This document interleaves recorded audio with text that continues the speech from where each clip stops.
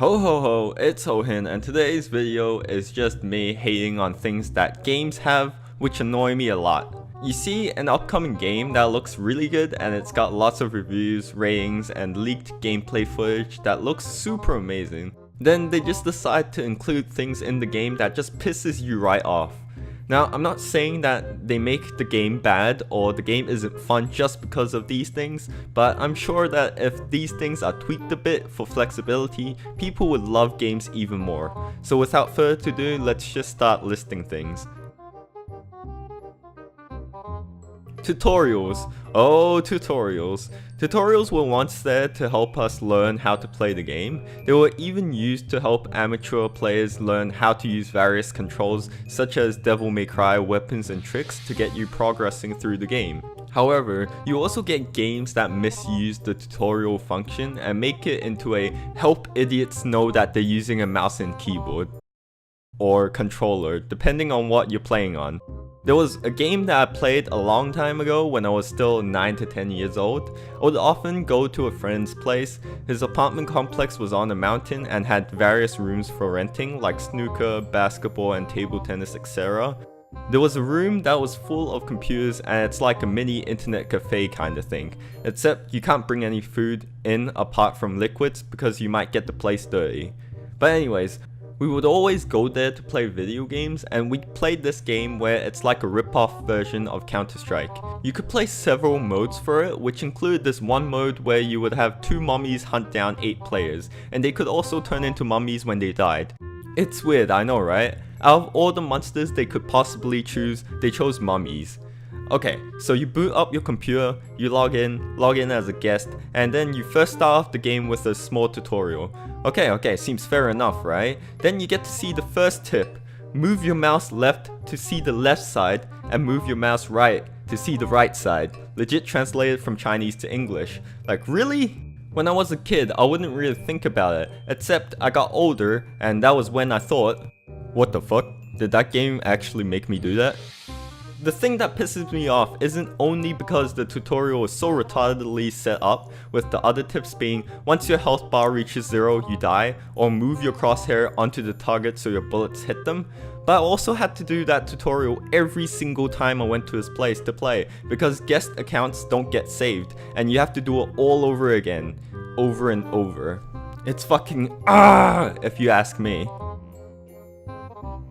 Have you ever played Japanese RPGs before? Or at least played some other games that I don't know of which have manual save and load slots?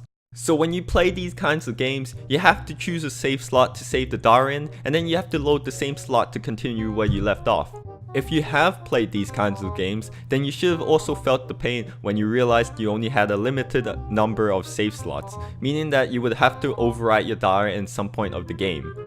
For me, this was a really sad moment because it felt like being together for a period of time and then forced to separate from each other.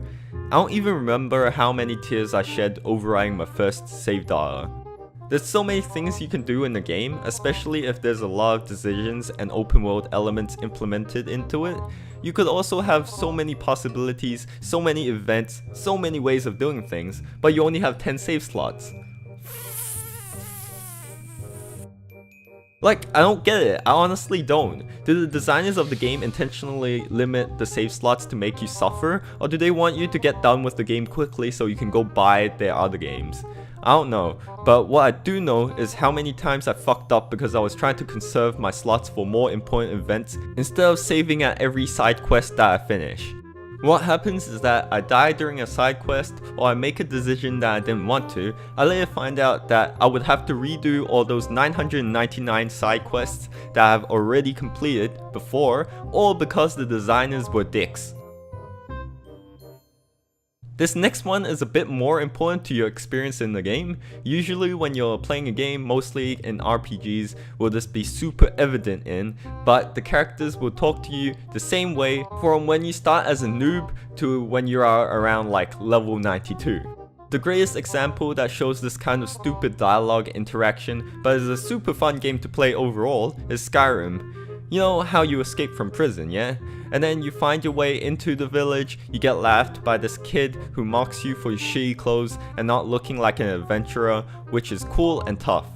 Then you grind your hardest, equip the most fully loaded armor and weapons you can ever get your hands on, go back to the village, and the kid still says the same thing. Come the fuck on. I mean, yeah, I know it's a coding thing that's done to the AI, so you can't really complain about it, but fuck my life, dude. My loadout still looks awesome as fuck. You stupid AIs need to learn a thing or two. Speaking of stupid AIs, occasionally I play some single player campaigns for first person shooters and they get pretty fun, gotta admit it. It's sometimes enjoyable to just be by yourself, set the difficulty on the easiest and start having a killing spree. Then you just want to sit back at times and let your team do the work. You come back an hour later and they're still at it. I mean, is it that hard to make AIs a bit more useful? No matter how many times they shoot the gun, it never does any damage. Even Dynasty Warriors from a long time ago knew that the game would become more realistic and fun when the AIs are involved in the result of the game. Well, not really, since the newer titles have done the same thing as well. This last thing that I'm going to talk about is a thing that already exists since the ancient times, when dinosaurs were still alive. The world of video games has not evolved ever since this has become present in almost every single video game. Invisible walls, yay! Before I start going on to this point, I need to clarify. Yes, I know there's a limit to the game, hence there's invisible walls that set a perimeter to how far you can get before the game stops you. But seriously, couldn't they have made something to cover up the fact that it's an invisible wall? Let's go back to Skyrim, shall we? Whilst you walk around, you'd see a lot of wooden doors that are there, but when you try to go into that room, you can't.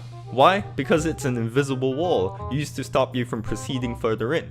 They put doors at the end of passages and they're not playable. I know it sounds dumb since you've slayed dragons, monsters, bandits, but then you can't just simply slash through a fucking wooden door. But at least they made an effort to cover up the fact that it's here to block your ass. When you see a door that you can't open, it's easier to digest and swallow down than you just walking into a passage and getting stuck midway without anything in front of you. That just takes you the fuck away from the game and back into reality, man. Like literally, when I'm playing video games and I'm having my fantasy of running my own kingdom and being the strongest man alive, the moment I run into an invisible wall is when all my rent, academic, and build problems start rushing back into my head. And fuck's sake, that actually does get to you pretty deeply. So yeah, here are just 5 things that I hate about video games. If you have any other things that you don't like, please comment down below. That's it for this video, hope you enjoyed it and I hope to see you next time.